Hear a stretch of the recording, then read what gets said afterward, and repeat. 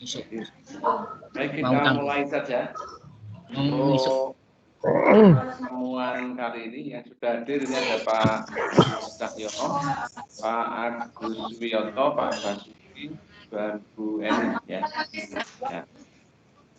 Terima kasih yang sudah bergabung. Saya akan mulai materi saya kali ini. Satu hal yang saya kira sangat penting untuk kita semua, yaitu ini Bapak Ibu.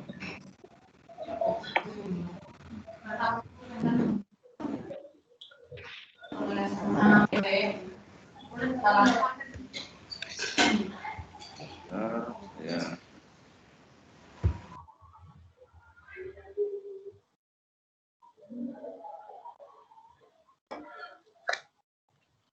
Ya.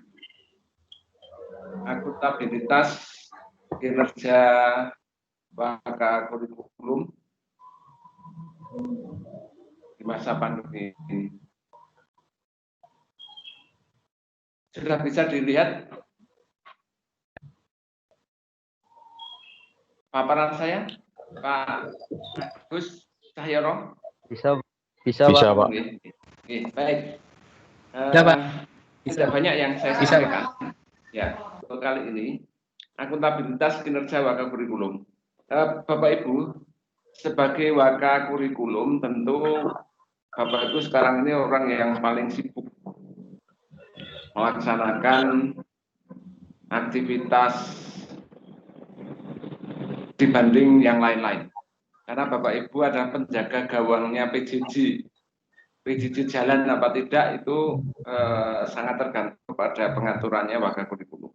Nah, agar kerja Bapak Ibu semua itu tidak sia-sia dalam pengertian ya, sebenarnya tidak ada sia-sia sih, tapi begini maksud saya, ini memberi nilai tambah bagi Bapak Ibu. Yang sudah dilakukan sudah bagus, tapi agar akuntabilitasnya semakin bagus, maka diharapkan Bapak Ibu nanti apa yang dilakukan itu tolong didokumentasikan. Nah, ini sebagai wujud akuntabilitasnya. Di antaranya ini, pertama adalah berbagai macam landasan hukum pelaksanaan PJJ. Termasuk yang terakhir itu adalah Kepmen 719 itu ya, yang berisi tentang penyederhanaan kurikulum itu. Tapi juga yang aturan-aturan yang lain. Ya. Tolong itu kalau di print bagus, tapi kalau tidak di print, tolong masukkan dalam satu folder khusus, folder pelaksanaan PJJ itu dasar hukumnya. Sehingga nanti memudahkan Bapak Ibu ketika Bapak Ibu nanti ditanya oleh Bapak Ibu guru atau ditanya oleh pihak manapun apa dasar hukumnya, itu sudah punya semua itu dalam bentuk file dari satu folder. Kemudian yang kedua, nah salah satu yang perlu juga akuntabilitasnya ditingkatkan itu yang kedua ini yaitu Bapak Ibu memiliki dokumen kurikulum hasil penyesuaian yang sudah disahkan oleh kepala sekolah. Bapak Ibu kan sudah melakukan dari kurikulum yang ada itu kan sudah dilakukan penyesuaian. Apakah penyesuaiannya itu bikinan sendiri, bikinan Bapak Ibu sendiri, ya, selaku wakil kepala sekolah. Tentu yang membuat untuk masing-masing mata pelajaran adalah para guru. KD-KD yang disederhanakan itu kalau pakai full 2013 atau pakai penyesuaian, penyederhanaan yang dibuat oleh kementerian atau melakukan sendiri. Nah, itu tolong dihimpun. Kalau kita menggunakan yang dari pusat yang sudah disediakan oleh kementerian, yaitu tinggal dihimpun saja dalam bentuk satu folder. Jadi folder penyesuaian kurikulum itu tinggal semua mata pelajaran sudah lengkap sih, satu folder juga. Tetapi kalau kemudian di sekolah itu memilih penyederhanaan oleh masing-masing guru, maka tolong dari masing-masing guru yang melakukan penyederhanaan mandiri itu dihimpun dihimpun semuanya. Nah, setelah dihimpun semuanya lengkap, kemudian tolong dibuatkan, didraftkan dan dimintakan tanda tangan kepala sekolah keputusan kepala sekolah tentang penyederhanaan kurikulum yang berlaku atau yang akan digunakan di sekolah Bapak Ibu. Jadi ada keputusan kepala sekolah nomor berapa, mulai tahun ajaran baru tahun 2020-2021 ini menggunakan kurikulum, pilihan kurikulum apa? Ya, yang murni 2013, kalau murni 2013 tidak perlu ada surat keputusan. Kalau misalnya menggunakan hasil dari kementerian, ya berarti itu harus diputuskan oleh kepala sekolah. Atau kalau itu dibuat oleh guru juga harus diputuskan bahwa mulai sekarang menggunakan kurikulum yang disederhanakan dengan apa, rinciannya apa, silahkan. Yang penting ada surat keputusan kepala sekolah sehingga apa yang kita lakukan itu legal. Ya, itu aja. Yang ketiga, jadi ini tinggal menghimpun saja Bapak Ibu. Yang ketiga, Bapak Ibu memiliki platform PJJ. Ya, kalau platformnya tunggal ya enak. Platform PJJ bahwa di sekolah penjenengan itu menggunakan platform apa? Misalnya pakai 365, pakai Google Classroom. Tapi kalau macam-macam, ini harus tahu pakai apa dan seterusnya. Itu harus. Seorang warga kurikulum itu lengkap datanya. Ya, kalau misalnya, mata pelajaran matematika pakai apa? Pakai Google Classroom. Kemudian yang pelajaran bahasa Inggris, dia pakai Team atau Office 365 dan seterusnya. Itu punya catatannya dan itu juga dihimpun. Ada setiap saat ketika itu ditanyakan atau diperlukan oleh Bapak Ibu mudah mengambilnya. Nah, jadi kalau saya sarankan penelitian punya satu di Google Drive, bikin folder-folder di masing-masing di Google Drive itu, satu isinya tentang landasan hukum PJJ, dua kurikulum yang sudah disederhanakan, ya, kemudian tiga catatan tentang platform PJJ yang digunakan. Nah, kemudian yang berikutnya sebagai wakil kurikulum karena membantu kepala sekolah memastikan pelaksanaan pembelajaran dengan baik, maka penelitian harus punya catatan keterlaksanaan. Jadi dalam katakanlah di bulan Agustus kemarin, itu bagaimana keterlaksanaannya? Ada berapa persen yang jalan, berapa persen yang tidak, misalnya.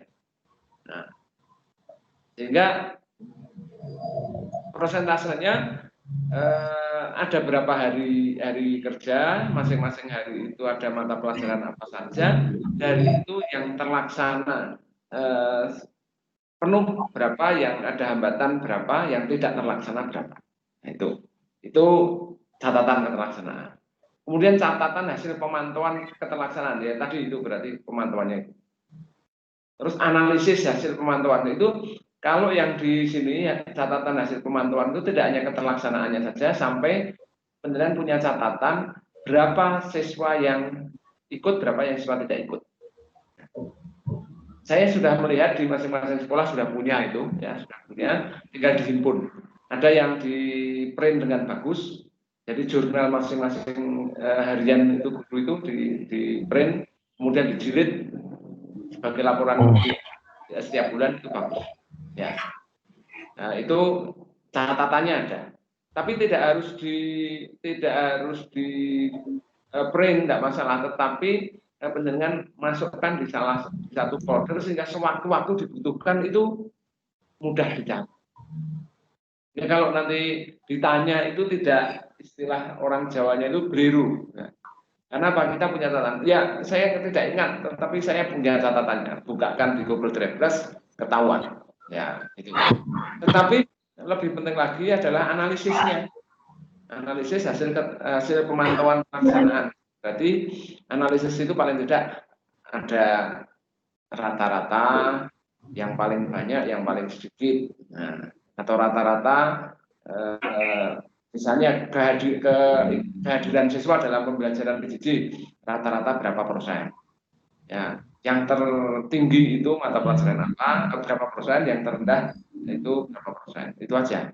Terus kalau mungkin ditambah yang tertinggi itu mata pelajaran apa saja, yang terendah itu mata pelajaran itu bagus. Kemudian Bapak Ibu memiliki program tindak lanjut. Nah, misalnya ada yang tidak terlaksana yang paling banyak itu itulah tindak lanjutnya apa? Coba dicek penyebabnya apa dan seterusnya. Sehingga Bapak Ibu punya catatan apa hambatan kredit itu, ya, apa faktor pendorongnya, kemudian ada upaya untuk mengatasi hambatan itu. Ya, itu kalau itu bisa dilakukan, ya dilakukan penjenengan semua punya itu, insya Allah akuntabilitasnya tinggi. Ya. Sebagai wakil kurikulum tentu akan sangat kredibel, ya, sangat kredibel. Tapi kalau itu tidak, maka Bapak Ibu sudah kerja keras, sudah tidak mengenal lelah, tetapi ketika ditanya hal-hal yang pokok seperti itu, kemudian Bapak Ibu kesulitan menjawab karena memanage manajemen filenya atau manajemen arsipnya itu kurang bagus, itu bisa mengurangi kredibilitas, ya, sebagai seorang wakil kepala sekolah kurikulum. Bahkan ya eman-eman itu sesuatu yang sudah dilakukan, sesuatu yang sudah baik, kenapa tidak bisa memberi nilai tambah pada diri kita, bahkan ya malah membuat kita seakan-akan kita tidak kredibel, ya, seakan-akan kita banyak kekurangan. Maka pada kesempatan ini saya mengajak Bapak Ibu, mari kita beri nilai tambah apa yang sudah kita lakukan itu dengan menghimpun arsip-arsip, catatan-catatan itu di-manage dengan baik sehingga itu memberi nilai tambah pada Bapak Ibu. Dengan demikian maka itu akan bisa meningkatkan akuntabilitas kinerja kita sekaligus meningkatkan kredibilitas kita sebagai wakil. Nah, itu saja hari ini saya bicara singkat. Silahkan untuk melakukan ini semua, merealisasi ini semua, itu adakah hambatannya atau ada yang sudah melakukan semua lengkap, ada yang sudah Pak tetapi belum dihimpun dengan baik dan seterusnya. Ya, ini yang perlu kita diskusikan bersama dengan Bapak Ibu. Ya.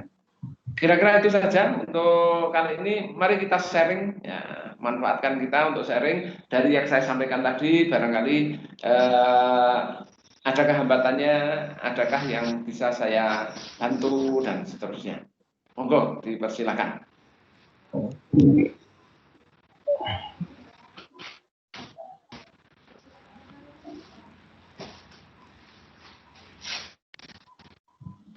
Ada yang ingin menyampaikan, ya,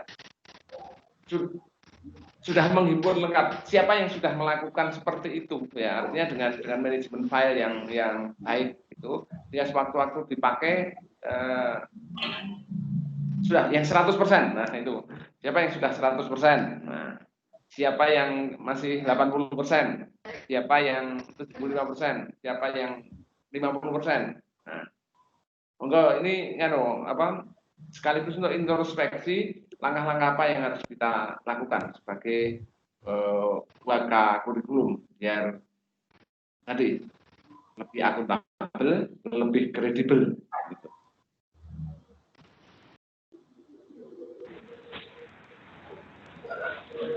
Oh, silakan. Pak Agus Cahyono. Silakan Pak Agus, dihidupkan video dan audionya. Mungkin bisa cerita di SMA 1 Kendal. Monggo Pak Agus. Iya Pak, saya masih di mobil. Jadi, enggak apa-apa. Kalau di SMA 1 Kendal itu baru proses penyatuan platform Pak. Kita masih akan ke tim. Ini sudah sampai 75% sudah menggunakan. untuk yang platform tadi. Untuk data terkait dengan penyederhanaan KD kami sudah lakukan di awal-awal, jadi sudah ada datanya di start. Terus memang yang pemantauan ini kita masih terus jalan terkait data-data memang masih terus berjalan, Pak. Untuk yang bulan Agustus memang masih semua beberapa yang nanti hari Kamis rencana kami akan adakan rapat evaluasi dan terkait nanti. Jadi, kami masih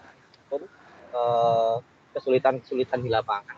Meskipun sudah ada beberapa yang laporan kesulitan-kesulitannya memang lebih banyak di penggunaan kuota. Jadi itu yang jadi problem kami, dan kemarin juga ada satu yang melaporkan HP-nya rusak dan tinggalnya di pondok. Sementara nanti kami masih carikan solusinya. Kemarin sedang kami usahakan kalau memang memungkinkan untuk kita kirim dokumen ke pondoknya, ya kita kirim dokumen. Masih ada satu yang memang sampai hari ini masih kami carikan, Pak. Yang itu terus untuk manajemen file untuk SMA 1 mungkin masih di angka 7%, jadi belum semuanya. Karena memang baru ada migrasi platform ya Pak, yang punya macam-macam. Jadi ada yang prototype, ada yang paper, ada yang macam-macam itu. Sejak bulan awal Agustus kami satukan. Kami menggunakan Microsoft Teams yang kebetulan semua siswa 1.245 itu terdaftar di akun di Microsoft, dan ini sudah mulai berjalan. Kendalanya hanya satu, Pak, yang di Microsoft Teams. Teman-teman masih belum familiar saja kendalanya. Jadi masih ada beberapa yang mungkin yang senior yang belum mau masuk ke tim karena memang belum familiar. Jadi kami masih ya untuk data-data tadi yang disampaikan ke memang kami belum sepenuhnya 100% terlengkapi. Tapi nanti kami akan lengkapi. Jadi yang utamanya yang supervisi, Pak. Yang supervisi belum kami lengkapi. Jadi memang kemarin masih kami coba cari format yang terbaik untuk melakukan pemantauan karena masih multi platform tadi. Kalau yang tim kami sudah bisa pantau dari admin. Dari admin itu sudah kelihatan tracknya satu hari pakai berapa user. Jadi kami sudah bisa melihat. Tapi kalau yang selain tim kami belum ketemu, Pak. Masih. Nah itu yang ternyata kalau beda platform ya kendalanya itu tadi, kita nggak punya data form yang tersajikan. Kalau yang pakai tim, grafiknya sudah langsung muncul di admin timnya.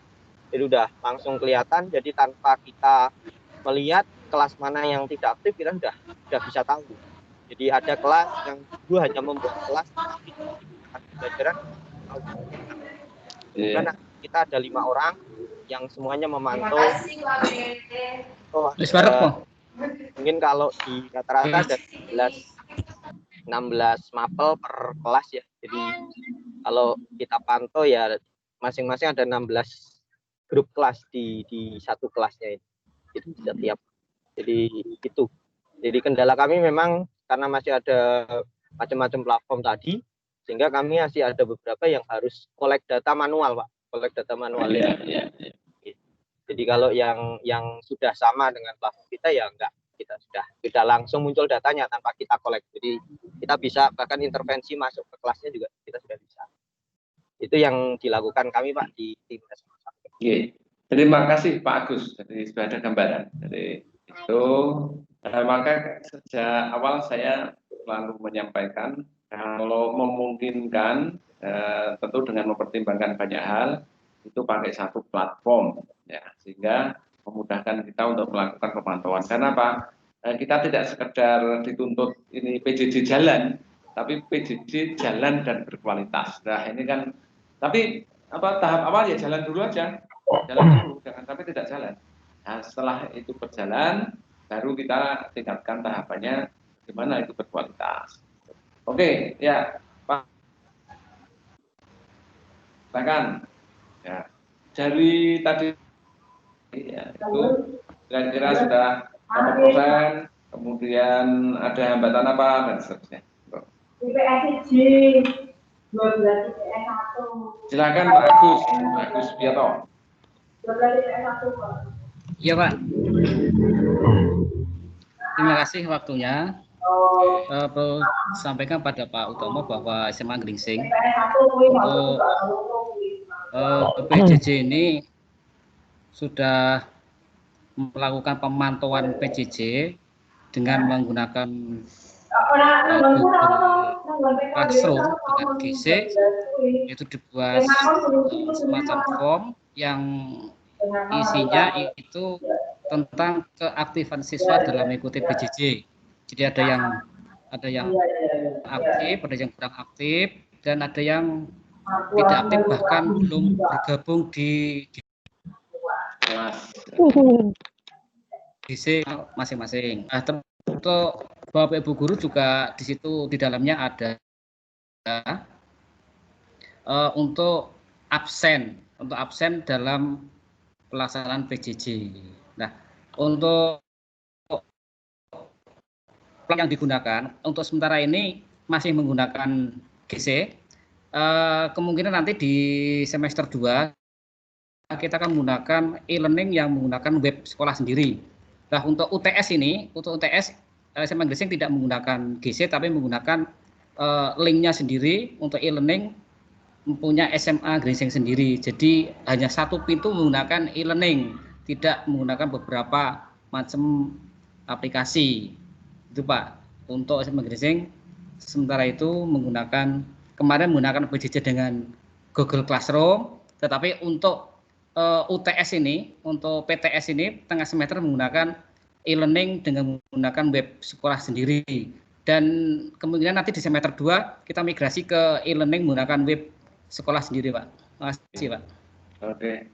Jadi untuk yang tadi Pak Agus, semua landasan hukum sudah dihimpun sendiri ya, dihimpun dalam satu folder sendiri, landasan hukum PJJ-nya. Kemudian sudah membuat surat keputusan kepala sekolah tentang penggunaan penyesuaian kurikulum. Ini belum Pak, belum. Segera kalau itu yang belum kita buatkan. Karena apa? Karena itulah dasar hukum. Karena sebenarnya kan kemarin kan KTSP, tapi kan itu berubah dari sisi isinya, ya. Meskipun ada pedoman, ada keputusan menterinya, tapi untuk pelaksanaan di tingkat sekolah itu yang memutuskan kan kepala sekolah, ya. Jadi meskipun di tingkat nasional itu sudah ada keputusan menteri, karena kewenangan untuk mau milih yang mana itu ditentukan oleh kepala sekolah, maka kepala sekolah harus membuat keputusan yang dituangkan dalam bentuk surat keputusan. Tentu kepala sekolah tidak membuat sendiri, ya, yang menyiapkan kan bakal kurikulum. Ketika sudah, Pak, kita mau lakukan kita pilih yang sudah penyederhanaannya sudah jadi, ya, dari sesuai dengan keputusan menteri, ya, yang sudah dibuat oleh Direktorat Pembinaan SMA, ya sudah dipakai. Berarti dibuat keputusan. Kalau misalnya itu kita mau pakai yang seluruh mata pelajaran guru-gurunya mau bikin sendiri, mau menyederhanakan sendiri. Nah, itu buat surat keputusan. Kalau sebagian gurunya menggunakan yang dari pusat, yang sebagian gurunya mau menyederhanakan sendiri. Nah, itu sudah ada data seperti itu buat keputusan. Atau mau pakai murni 2013. Nah, kalau itu yang dibuat, ya nggak usah dibuat keputusan, karena kan itu tetap sesuai dengan KTSP yang sudah ditetapkan. Nah, itu perlu dibikin. Kemudian tadi menghimpun semua hasil pemantauan keterlaksanaannya. Nanti kalau Bapak Ibu ditanya berapa persen sih keterlaksanaan pembelajaran jarak jauh di sekolah Bapak Ibu, dan bisa mengatakan ada 80% Pak, 90%, 100%, atau 75% misalnya. Keterlaksanaannya semua terlaksana, ya.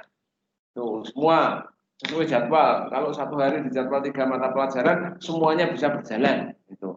Tapi kalau misalnya ada yang tidak berjalan, berarti kan prosentasenya berkurang. Nah, kayak itu kita harus bisa. Kemudian bagaimana keterlibatan siswa berapa persen? Oh, berarti di rata-rata. Jadi kita punya catatan mata pelajaran matematika di hari Senin itu berapa yang hadir, di hari Senin minggu kedua berapa hadir, minggu ketiga, minggu keempat, TK untuk matematika saja berarti rata-rata berapa. Mata pelajaran lain itu berapa. Akhirnya dalam satu sekolah seluruhnya dalam satu bulan itu berapa persen ya, rata-rata kehadiran. Mana yang mata pelajaran apa saja yang paling tinggi kehadirannya, mata pelajaran apa yang paling rendah rata-rata kehadirannya. Saya seperti itulah. Dari situ kemudian diambil langkah-langkah, nah, dianalisis penyebabnya apa, dan seterusnya. Itu yang lebih penting. Ini dalam rangka penjaminan mutu proses pembelajaran. Ya. Kalau tidak dimonitor itu kita ngertinya normal saja, semuanya jalan lancar. Padahal sebenarnya di balik lancarnya itu sebenarnya ada masalah. Ya, ada masalah. Masalah itu bisa ditelusur dari data. Ya, nanti kita membaca data itu kita akan ketemu masalahnya. Artinya paling tidak kita bisa menduga ini ada masalah. Tapi untuk memastikan masalahnya apa, ya harus kita cari, kita telusur, kita telusuri ada masalah apa. Oke Pak Agus, terima kasih itu.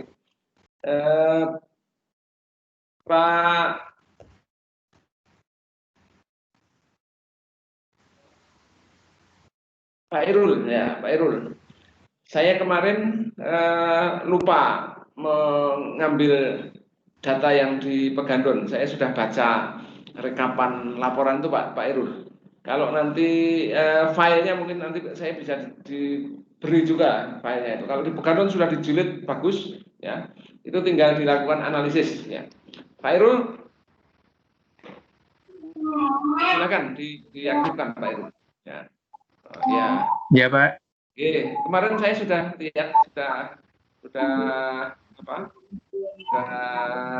baca saya secara umum saya sudah bisa melihat ada apa sebenarnya permasalahan di sana dari data-data yang ada.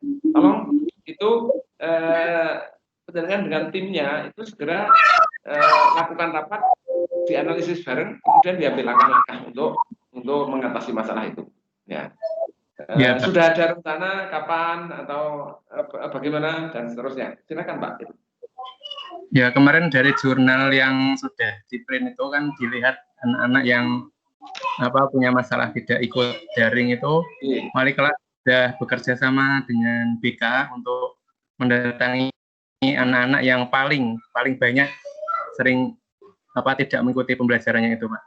Dan ya permasalahannya juga itu ada HP yang rusak, ada yang dia harus bergantian dengan kakaknya, ada yang orang tuanya itu broken home jadi tidak semangat belajar, itu juga ada. Ya kasus-kasusnya seperti itu. Oke. Nah ternyata dari hasil data masuk dan tidak masuk saja, setelah kita telusur nanti kita akan dapatkan permasalahan yang kompleks. Ternyata butuh peran wali kelas, butuh peran BK, butuh peran kesiswaan, bahkan mungkin butuh perannya Pak Lurah juga. Ya, kalau kita memang menseriusi data itu, untuk kita telusur itu akan terungkap berbagai macam masalah. Tapi kalau kita biarkan ya seakan-akan tidak ada masalah. Nah, kita ini sama-sama bekerja, sama-sama kerja, ya, kita total sekalian, ya total sekalian biar hasilnya nyata dan itu kan manfaat untuk diri kita juga. Insya Allah ya, untuk kita juga sesuatu yang menyenangkan saya yakin kalau diniati dengan baik dan itu membahagiakan. Ternyata kita bisa berperan membantu memecahkan persoalannya anak-anak. Itu dimulai dari data hasil Monef itu saja, Monef pembelajaran. Nah, melihat berapa persen kalau ditelusur kok ternyata di mata pelajaran ini anak ini, di mata pelajaran ini temu anak itu lagi, di mata pelajaran ini ketemu anak itu lagi yang tidak masuk. Nah ini berarti ada sesuatu ini. Terus bersama wali kelas coba di home visit. Oh ternyata orang tuanya broken, ya dia tidak bersemangat. Nah itu kan tidak bisa kita biarkan. Nah kita kan punya guru BK. Nah BK harus turun tangan untuk mengatasi persoalan seperti itu. Bagaimana dia melakukan namanya, kan dia punya banyak layanan bimbingan pribadi dan sosial. Nah itu termasuk apa itu ya pribadi sekaligus sosial ya. Nah, di situ atau bimbingan belajar. Kalau dia ada kesulitan belajar, layanan bimbingan belajar, layanan bimbingan karir. Ya seperti itu ya. Bagaimana dia akan karena marah dengan orang tuanya yang bercerai katakanlah terus dia tidak belajar itu kan sebenarnya merugikan diri sendiri. Justru guru BK harus memotivasi mereka agar meskipun orang tuanya bercerai tapi dia harus sukses. Nah, sehingga dia akan membuktikan nanti menjadi orang yang sukses. Tidak malah menjadi orang yang gagal dengan alasan orang tuanya broken. Nah, itu kan namanya tidak berhasil kita kalau sampai ada anak-anak yang itu karena kita punya guru BK, ya, kita punya wali kelas, punya guru BK. Nah itu diperankan untuk mengatasi persoalan-persoalan seperti itu. Oke, Pak Basuki ada yang bisa di-sharingkan Pak Basuki dari Bernardus? Iya Pak, kemarin diputuskan waka kesiswaan, waka kurikulum, kemudian wali kelas itu rapat dengan kepala sekolah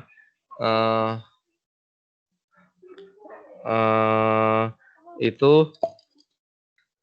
bahwa tiap hari dari guru mapel melaporkan ke wali kelas yang tidak hadir anak-anak itu tiap harinya ke wali kelas. Kemudian laporan hari Jumat sampai Senin itu yang laporan-laporan dari guru mapel itu ke waka kurikulum itu nanti dengan beberapa tim untuk dibagi kelas 10, 11, 12 yang menangani rekapan itu siapa tiap minggu seperti itu. Kemudian anak-anak yang kebiasaan kesulitan untuk hadir di daring itu dipanggil orang tuanya ada yang di home visit, ada yang dipanggil ke sekolah, ada yang diputuskan untuk anak di ruang komputer untuk mengikuti pembelajaran daring. Beberapa tidak banyak, Pak. Seperti itu. Ya. Bagus Pak, itu berarti sudah terkoordinasi. Itulah sebenarnya gunanya koordinasi. Jadi suksesnya kurikulum tidak sekedar waka kurikulum, tetapi dibantu juga oleh wali kelas, dibantu oleh kesiswaan, dibantu oleh sapras. Makanya kan kita masing-masing tidak boleh bekerja sendiri-sendiri, tapi harus terkoordinasi dengan baik. Itu yang sangat penting ya. Karena apa? Apa yang tidak bisa kita lakukan ternyata bisa dilakukan oleh BK. Ya, tadi ada anak, coba anak tidak mau ikut pembelajaran karena dia marah dengan orang tuanya yang bercerai misalnya, itu bisa diatasi oleh guru BK. Kalau ternyata anak yang di rumah nggak punya sarana prasarana, ya diundang di sekolah di lab komputer untuk mengikuti pembelajaran di sana itu satpras, ya waka satpras, ya, dan seterusnya lah. Jadi kita tetap terkoordinasi, ya. Dan itu tadi semua yang Bapak Ibu lakukan, tolong itu didokumentasikan. Karena apa? Dokumentasi itu tidak untuk kepentingan saya selaku pengawas enggak, tapi untuk kepentingan Bapak Ibu. Itu nambah kredibilitas, ya, kredibilitas penjenengan dan menambah akuntabilitas penjenengan selaku wakil kepala sekolah. Oke, saya kira hari ini itu dulu ya, itu dulu cukup. Kami ini segera info saja. Minggu depan kami akan melakukan untuk setiap Senin itu agak kita perpanjang untuk dengan kepala sekolah. Kami akan bahas khusus bagaimana SPMI itu mulai dari menyusun dokumen 1, dokumen 2, dokumen 3. Sehingga nanti sekolah-sekolah yang ikut ini nanti sudah tidak akan ada kesulitan dan sudah paham betul bagaimana SPMI yang benar. Jadi seperti dokumen ISO itu kita akan, dan nanti saya ngundang narasumber di forum kita ini, narasumber dari teman pengawas yang lain untuk masuk ke kita, kemudian mengisi kegiatan. Atau teman-teman juga bisa, misalnya nanti ada guru yang bagus bisa diusulkan pada saya, nanti saya yang undang, nanti kita dengarkan bareng-bareng, ya, kita bisa belajar bersama di ruang ini dalam waktu yang tidak terlalu lama, setiap minggu kita bisa. Terima kasih, itu saja Bapak Ibu. pertemuan hari ini. Kita ketemu hari Selasa minggu yang akan datang. Nanten, matur nuwun sangat sudah bergabung. Saya akhiri. Assalamualaikum warahmatullahi wabarakatuh. Waalaikumsalam.